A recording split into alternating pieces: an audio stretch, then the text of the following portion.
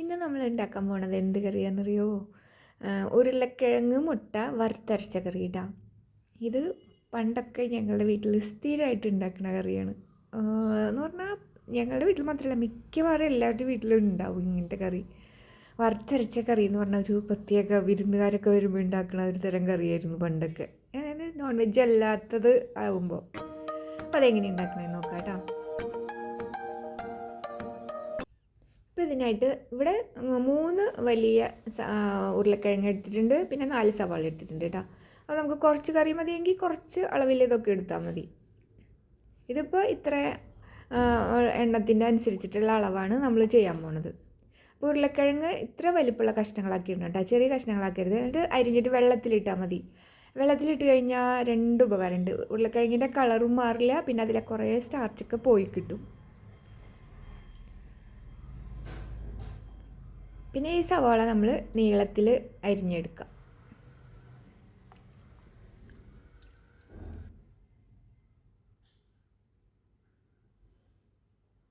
അങ്ങനെ ഉരുളക്കിഴങ്ങ് സവാളയൊക്കെ റെഡിയാക്കി നമ്മളവിടെ വെച്ചു.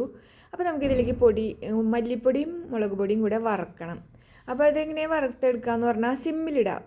പാത്രം ഒന്ന് ചൂടായി കഴിയുമ്പോൾ സിമ്മിലിട്ടിട്ട് മല്ലിപ്പൊടി മുളക് പൊടി ഇട്ട്, ഈ മുളക് പൊടി മൂത്ത് നമുക്കിങ്ങനെ ചുമയ്ക്കാനുള്ളൊരു ടെൻഡൻസി വരില്ലേ, ആ മണം വരില്ലേ, അപ്പോഴാണ് ഇതിൻ്റെ പാകം കേട്ടോ.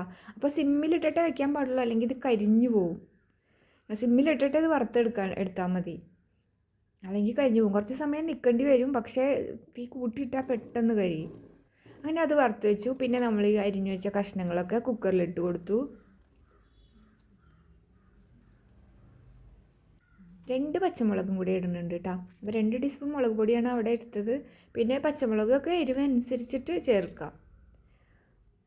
പിന്നെ ചെറിയ കഷ്ണം ഇഞ്ചി ചതച്ചിട്ട് ഇട്ട് കൊടുത്തു. കറിവേപ്പില ചേർത്തു. പിന്നെ നമ്മൾ ആ വറുത്ത് വെച്ച പൊടി, അപ്പോൾ പൊടിയുടെ കളറ് ഇങ്ങനെ കരിഞ്ഞു പോകരുത് കേട്ടോ, അപ്പോൾ കറിക്ക് കയ്പ്പ് രസവും. പിന്നെ മഞ്ഞൾപ്പൊടി, ഉപ്പ്, പിന്നെ വെള്ളം കുറേ വെള്ളം ഒഴിക്കണ്ട. ഇതിപ്പോൾ 2 ഗ്ലാസ് വെള്ളമാണ് ഒഴിച്ചത്. 2 കപ്പ്, ഒരു 2.5 കപ്പോളം വെള്ളം ഉണ്ടാവും. കാരണം വെള്ളം കൂടുതൽ ഒഴിച്ചാൽ പിന്നെ അത് മൊത്തം വറ്റാനായിട്ട് കുറച്ച് സമയം വെക്കേണ്ടി വരും. ഉരുളക്കിഴങ്ങ് വേഗം വേവണതല്ലേ, അപ്പോൾ അത്ര അധികം വെള്ളം ഒഴിക്കണ്ട. അങ്ങനെ ആ 2 ഗ്ലാസ് വെള്ളം ഫുൾ ഒഴിച്ചു കേട്ടോ.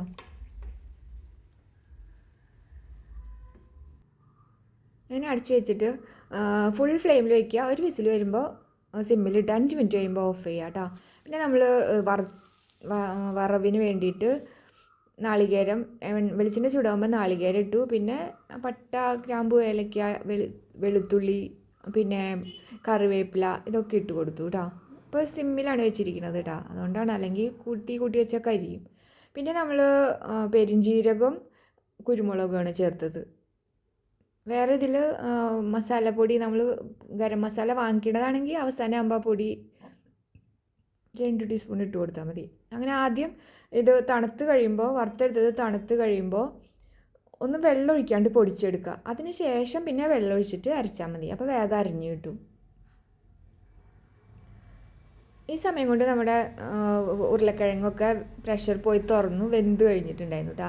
പിന്നെ അത് വീണ്ടും ഫ്ലെയിം ഓൺ ചെയ്ത് വെച്ച് തിളച്ച് വരുമ്പോൾ നമ്മൾ ഈ അരപ്പ് ചേർത്ത് കൊടുക്കുക. പിന്നെ കുറച്ച് വെള്ളം ആവശ്യമുണ്ടെങ്കിൽ ഒന്ന് കുറുകി വരുന്നത്ര പാകമാണ് കേട്ടോ നമുക്ക്. അപ്പോൾ കുറച്ച് നേരം ഒന്ന് തിളച്ചിട്ട് ഒന്ന് വറ്റട്ടെ. അപ്പോൾ നമ്മൾ ഇതിൽ മുട്ടയും കൂടെ ചേർക്കണ കാരണം മുട്ട ഇങ്ങനെ ഒന്ന് വരഞ്ഞെടുത്ത് വയ്ക്കുക, പുഴുങ്ങിയത്. അപ്പോൾ അവിടെ കിടന്നൊന്ന് വറ്റി വരുമ്പോഴേക്കും നമുക്ക് ഈ മുട്ട അതിൽ ചേർത്താൽ മതി. മുട്ട കുറേ നേരിട്ട് തിളപ്പിക്കേണ്ട ആവശ്യമില്ല, ഓൾറെഡി അത് വെന്തിരിക്കണതാണല്ലോ. അപ്പോൾ ചാറ് നല്ലോണം കുറുകിയിട്ട് ചേർത്താലും കുഴപ്പമില്ല കേട്ടോ മുട്ട. ഇനി ചിലർക്ക് മുട്ട അതിൽ കിടന്ന് ഇങ്ങനെ വേവണമെന്ന്, ഇങ്ങനെ നന്നായിട്ട് മസാല പിടിക്കണമെന്ന് ആഗ്രഹം ഉണ്ടാവും.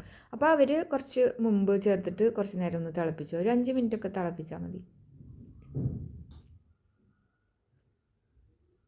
അപ്പോൾ നമ്മളത് വെച്ചത് മീഡിയം ഫ്ലെയിമിലിട്ടിട്ടാണ് കേട്ടോ, അതിന് വെള്ളമൊക്കെ ഒന്ന് കുറുകാൻ വേണ്ടി വെച്ചത്. അപ്പോൾ അതേയൊക്കെ വെള്ളം ഇങ്ങനെ കുറഞ്ഞു, ചാറൊക്കെ കട്ടിയായി തുടങ്ങി. ഇതിനി ഭയങ്കര കട്ടിയായിട്ട് എടുത്ത് വെക്കണ്ട, കാരണം ഇത് തണുക്കുമ്പോൾ നല്ല കുറച്ചും കൂടെ ഗ്രേവി തിക്കാവും.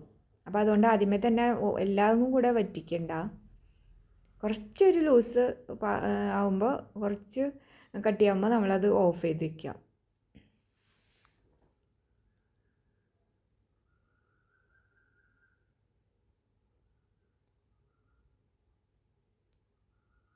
ഇത്ര പാകം മതി കേട്ടോ.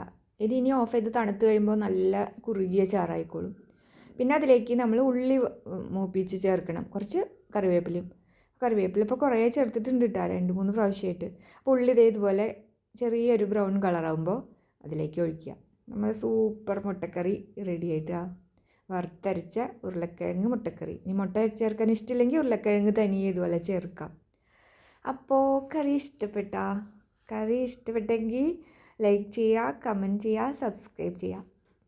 ഇനി അടുത്ത വീഡിയോയിൽ നമുക്ക് വീണ്ടും ഒരു സിമ്പിൾ റെസിപ്പി ആയിട്ട് കാണാം. അപ്പോൾ എല്ലാവർക്കും ബൈ.